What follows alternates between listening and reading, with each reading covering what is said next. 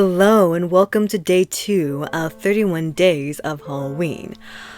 I had already started recording and then I realized my microphone wasn't set up. I'm using something a little different setup or scene from my normal thing, so I didn't think to add microphone.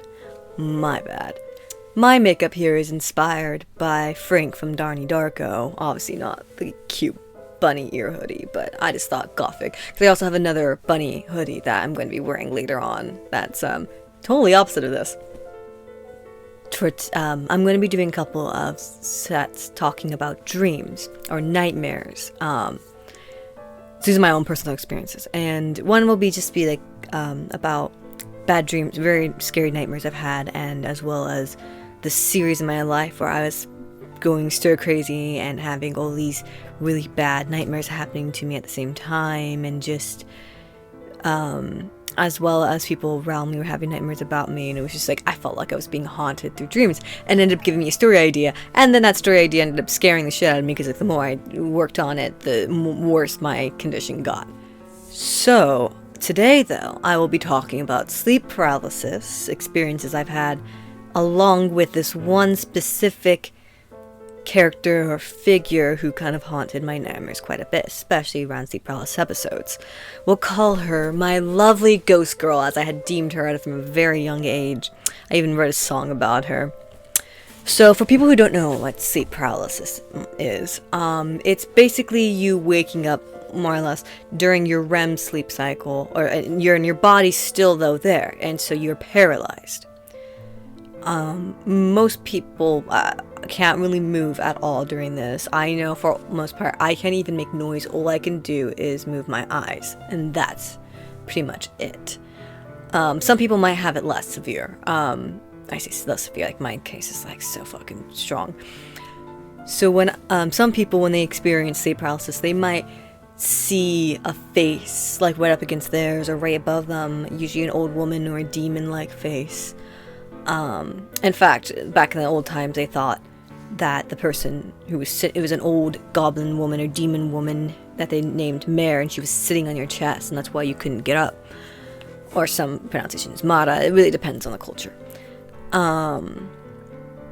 So some people see things when they're in sleep paralysis, some people do not. And I know when I experience it, whether or not I see anything, I get this very intense feeling of dread. I get very scared, and I feel like everything's wrong, and that bad things are gonna happen, and I'm completely vulnerable to do anything about it. So, two sleep paralysis story. I'll say one sleep paralysis story actually that has absolutely nothing to do with the rest of this video, where it's really hard to explain, but there was kind of a figure of face. It wasn't an old woman or a demon. If anything, it was more Grim Reaper-esque, if I can remember. And it kept on, like, popping into my vision to a certain extent. But it's not so, like, simple either. It was just more like it faded into my brain more than my actual vision. And then there was something dangerous to me that was darting across the room, and I couldn't do anything about it. And it's so odd to explain. I don't have the words to really like properly elaborate on what that experience was. But the stories I'm about to share, I'll start with the very first one, my lovely ghost girl, when I first ever remembered her. The first story I can actually recall of her being in. And actually, if I'm not too lazy and I scan these in to show, on top of like her inspiring songs and a story or experiences that have to do with her experiencing the story, I did draw a few things about my dreams and stuff, and so I will definitely talk about Deep Dream Diary. Definitely talk about those. So, this one is less severe on the sleep paralysis, but it does have a bit in there. And like I said, these are mostly going to be dreams than the actual sleep paralysis, but the sleep paralysis does show up here and there in these stories. So, this dream starts with me and one of my sisters. We'll call her Kat. And, we're looking for the spirit, this entity that we know is haunting us. So we're holding hands to make sure we don't get separated. kind of thing. Like, don't split up, you know, don't let anything get between us. So we're holding hands, so we know it's each other, so that if we end up grabbing for each other, we don't have to worry about grabbing for each other. And we're looking around, we know the ghost is going to come for us, or entity is going to come for us, or something. And I don't like calling, I know I call him a lovely ghost girl, but for all I know, she's a demon that's posing as a young girl. So that's why I keep saying entity here. And suddenly I get a call on my cell phone. And I'm standing in her room, I believe, in this dream. But I get a call on my cell phone. And I know it's her. It's kind of like a ring scenario where you know she's going to call you. So I pick up the phone knowing it's her. You know, answering it. And suddenly, her as in the ghost, not my sister. Suddenly the ghost girl wraps around, puts her hand right here on my chest. Her head kind of propped up on my shoulder. So I ask, you know, hello or whatever. And she puts her hand here, and she puts her head on my shoulder and just says in my ear, hello, or hello. I can't remember how she said it. It's been so long. It's been like over 10 years. And suddenly I start waking up, and this is going to be such an odd reference. And it's like, I want to clarify, I don't actually really watch Sherlock Holmes, my sister does, but I do remember this one scene, and it's like the first episode, I can't remember her name, but she's like this big mastermind female character. The first episode, she shows up, and Sherlock had like discovered, connected dots to everything that happened.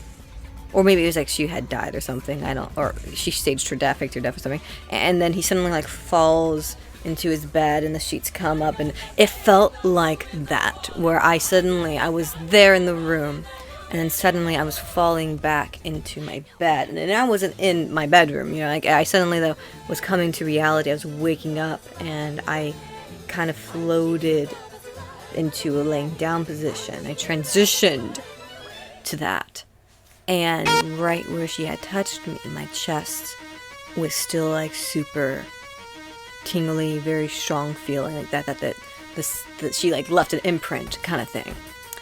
And I was paralyzed for a moment until I eventually was able to get back and start moving around again.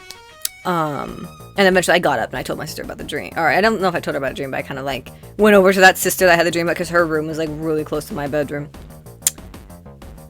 Another experience I have, and I don't really have proof that it was her in my dream, but you just like, I just have an intense feeling that it could have been her or a similar entity, where this is a story of me actually having sleep paralysis, and I wake up with the paralysis. And the way my bedroom is, so my bed is right up against a wall where the door to exit my room is. And immediately when you open the door and you step out, to your left is a staircase. The staircase is literally right up against my room. I'm on the second story, so a staircase leading up. So you go up the staircase, you turn right, you go into my old bedroom, and you turn left, you go into the living room. And so I could hear if people were walking upstairs or going downstairs, things like that. And I'm paralyzed. I wake up paralyzed. And I feel uneasy. Something's wrong. And suddenly, I feel like someone is going up the stairs. Like I feel like I hear the creaking with a sensation of someone going up the stairs. And for some reason, I'm dead set in believing this person is this girl, and that she's coming to come into my room. That she's walking up the stairs and gonna get me while I am paralyzed and helpless to anything. And so I try screaming for help, because I'm like, I can't do anything. I need someone to save me. I can't even like pound the wall for safe, you know, for being noticed. And I try making a noise, and all I got is like, that's all. And I'm fucking terrified, because I'm like, I'm gonna die. Someone's coming for me, and I'm gonna die. And right as they're at the top of the stairs and about to turn into my room, paralysis is gone, and I can move again, and I'm coming down from my panic and terror. And that presence is also gone. Now I've had a few other dreams with her, and one of the ones that I can think of from around this time, this is during the stir crazy time. Now I'll talk about this in a later episode. where I was on some sort of road trip or something with family, with my siblings, actually, like I think two of my sisters, and one of them is married with her husband, and we had gone like in a crash at one point, like he drove off like a ravine or a hill or something, and we ended up staying at like a hotel or motel or something, and the ghost girl is at one point in the bed that I'm in. She's standing on the wall, like she hears the wall, hears her feet, and so she's her hair's dangling down. She's just staring, watching, looking at me. For all I know, my ghost girl actually might not even be an evil entity. She could actually just be like a protector or guardian, but I don't know. She hasn't given me other than hello. And so I just remember that. There's not much more I can remember to that dream, but it just, that obviously made me feel like uncomfortable and stuff.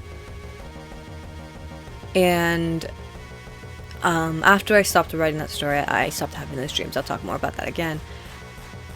And I had been in the clear for several years after that, and I had been a lot calmer mind and stuff. And one day, I'm in like maybe junior year of high school. I'm like 16, I think, maybe turning 17, and I had this dream. And my family, they own a Montessori school on my dad's side, and we're visiting at night because like sometimes they would do stuff after hours of the nighttime and to work on things and stuff. And so I'm waiting in the car, and apparently there's this ghost car that keeps driving by the school, or driving to the school. And so I'm kind of waiting to see it and stuff. And we do see it. And I have this weird belief in in the power of thought. I don't know if there's actually a word for it, there probably is, but I believe in the power of thought, that you can, if you believe or think too much about something, you have a chance. Not saying you will, but there's a possibility you might bring it into existence. You might call his attention. You might make it happen. And that's really scary if you're paranoid, like I am. If you're paranoid and anxious all the time, so you're overthinking things, and so you end up being scared this one monster's gonna come get you, and suddenly the monster comes to get you because you fucking believed it would. And so that thought plays into this dream. And so we're sitting in the car, and I'm talking. No one's like I'm in the passenger seat, and I suddenly get this thought in my head. What if someone's behind you? The thought just pops into my head, and I'm like, oh, I wish that thought had not popped into my head, because now what if someone is behind me? What if something's behind you? I think it was something's behind me. Yeah, I looked up the drawing, and suddenly, guess who shows up, is behind me, and she reaches forward and strokes back strands of my hair, kind of thing, like she's just, and so I start kind of turning, and that's where I wake up. So obviously nothing like too threatening or traumatic happened in these dreams, but I definitely felt very unsafe or very like scared and stuff like that during some of these stories. Sleep paralysis is never fun, and I've had them a few times, even in this. I had it mainly, most of my episodes of sleep paralysis had been in that old house, which I will do an episode on how it was haunted, or how we believed, my entire household, except maybe my skeptic father, believed it was haunted. And I've had some sleep paralysis episodes of here too, where especially on the couch or on the futon, and then it makes me very wary of those places as soon as I have sleep paralysis episodes, because I'm like, oh my god, what happens again? Especially if it's like no one is around. That's the scariest thing, is having sleep paralysis when no one's around. And so you feel so vulnerable and afraid and alone, and you can't even scream for help. Like, forget moving for help. You can't even call for help. You can't even for help. You're stuck, and that's some of the most frightening things for me. I'll do another episode on some of my other scary dreams, and that's their crazy moment too, especially will be most of those dreams. And I'll do one on my haunted house, and I'll do another on my near-death experiences. These ones aren't scary in a paranormal sense, but there are like, I've had a brush of death several times. Two of those are definitely related to car accidents, and I was so lucky to get out of those ones unscathed and stuff. But yeah, thank you for watching. I hope you guys have a haunted night, and remember, stay safe and social distance. Everyone have a gay day.